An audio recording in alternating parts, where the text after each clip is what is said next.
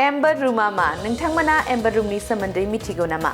Amber रुमखौ 1701 मायथाइयाव लुनाय जादोंमोन आरो रासियानि एम्बर रुमनि सना आरो बेसेनगोसा अन्थाइफोरनि धोनखौ मुलुगनि 8थि सोमोनांथाव एबा 7 वन्डार्स अफ द वर्ल्ड बुंनाय जायोमोन। बियो रासियानि बयनिख्रुइबो बेसेनगोसा आरिमुफोरनि गेजेराव मोनसेमोन। बिखौ पीटार दि ग्रेटनो रासिया आरो पार्सियानि गेजेराव गोजोननि अनथोब महरै बान्था होनाय जादोंमोन आरो बेखौ सेन्ट पिटार्सबार्गनि केथेरिन पेलेसआव गायसननाय जादोंमोन। रासिया आरो जार्मानीनि सावगारिफोरजों साजायनाय बे खथायाव 6 टन सनाजों प्लेट खालामनाय जादोंमोन। जेब्ला जार्मान नाजिफोरा नैथि मुलुग दावहानि समाव एम्बर रुमाव थानाय सना आरो बेसेनगोसा अन्थाइफोरखौ लैथोमानि लामाजों गावसोरनि हादराव लांनो नाजादोंमोन, अब्ला बे धोन सम्पथिया लैथोमायाव बबेयावबा गोदोदोंमोन। बबेखानि गोबां जारिमिनगिरिफोरा बेखौ नंखाय होनना बुङो।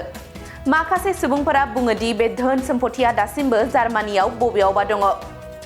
गासै महरै एम्बर रुमनि गोमानायनि सोमोन्दै गोबां बुंफुरलुफोर ओंखारदोंमोन, नाथाय बियो थारैनो बबेयाव दङ रावबो बेखौ थारैनो मोननो हायाखैमोन आरो जेरावबो बिनि थाथायनि जेबो फोरमान मोनाखैमोन।